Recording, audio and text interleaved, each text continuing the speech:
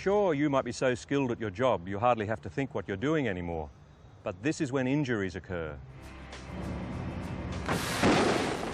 By making contact with these overhead power lines, the crane completed an electrical circuit, with the electricity passing through the crane to Earth, and also through the man touching the sling and the stabilizing legs, even though they were supported by wooden blocks.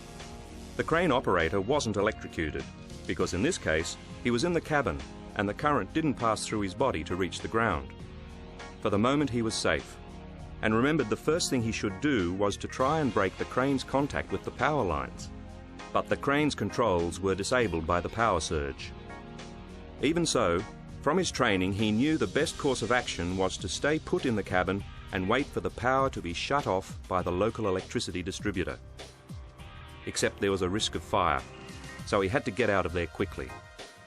He jumped clear, making sure he didn't touch any part of the crane and the ground at the same time. That would have allowed the current to run through him. But even then he was not out of danger. An electrical current flowing through the crane to Earth has created an invisible radiating electrical field in the Earth outwards from the crane. If he walked or ran, one leg would have been at a different voltage from the other, and the current would have flowed through his body, electrocuting him.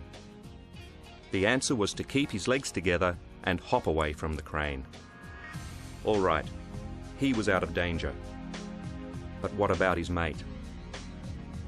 Whatever happens, don't try and go to the assistance of anyone who's been electrocuted or let anybody else. All too often, secondary deaths occur because others get electrocuted trying to help earlier victims. It is a tough ask, but even if it looks like the power lines are dead, keep well clear, by at least 8 meters, until the experts arrive.